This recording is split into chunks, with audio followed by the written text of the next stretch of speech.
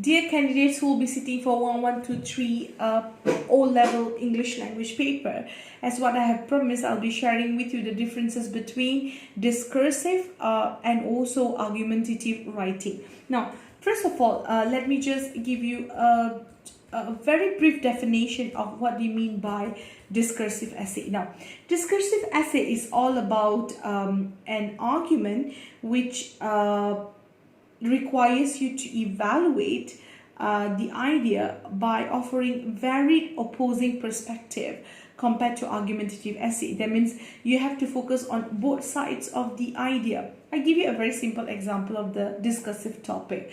Let's say watching television. So you are required to discuss both advantages and disadvantages of watching television. Unlike argumentative essay, whereby it requires you to offer points based on one particular perspective. That means a topic example like students learn better outside of the classroom compared to inside the classroom. So do you agree or you disagree? So obviously the nature of this topic itself requires the candidate to give a stand, and the points going to be discussed will be focusing on the stand given by the candidate. Now, apart from that, let's go to the next part, which is the purpose of writing a discursive essay in detail.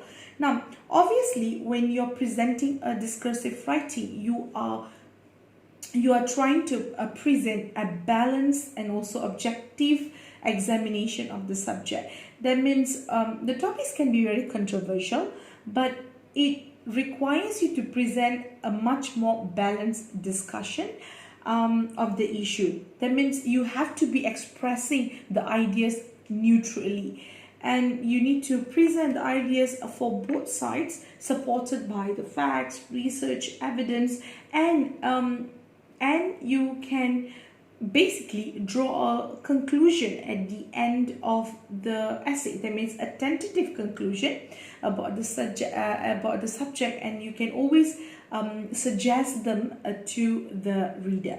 And when you look at the style, how do you basically write it? Obviously, you need to have a very formal and also impersonal style of writing, because you're expressing your opinion, you're establishing it as a writer, and at the same time you are trying to persuade your reader by exploring and also presenting why each view is either valid or invalid. That means you're focusing on both ideas.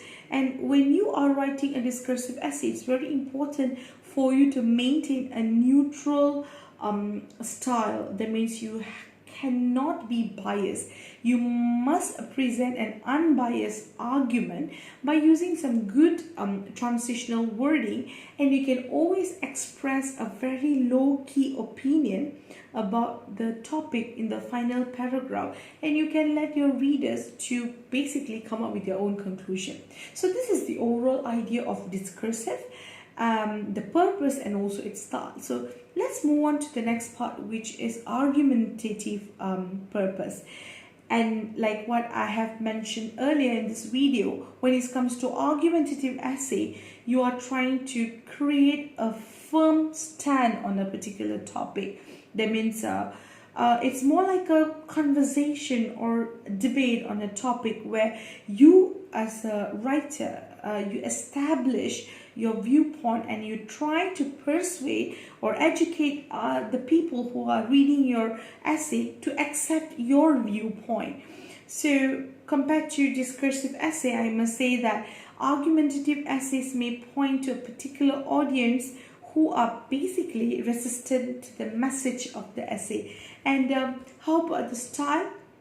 Obviously, when it comes to argumentative essay, we have a very universal format, which is you create the main thesis, which will contain the point of view, which you develop an argument, and then the body paragraph obviously serve the purpose of you explaining in detail, mostly proposing or opposing the argument. Or I would say that, let's say you have an introduction, and then you develop your thesis statement in the introduction, and then let's say you have 3 body paragraph supporting your stand. For an example, if the topic is do you prefer to live in a busy city or in a quiet neighborhood, let's say that you agree that to live in a quiet neighborhood. So the first 3 body paragraph will be focusing on your idea why you agree to live in a quiet neighborhood, and the 4th paragraph can act as a counter argument. That means I would say it's a refutation paragraph, whereby you highlight the main idea which will be focused by the opponent team, who basically agree to live in a busy city life, and then based on that idea you're going to refute it. That means you're going to counter argue the point by using your rational point. So after refuting, it's definitely you have to give your stand once again that you agree or you disagree. So you go back to your introduction, you go back to the original idea of your argumentative essay, and then you draw a conclusion.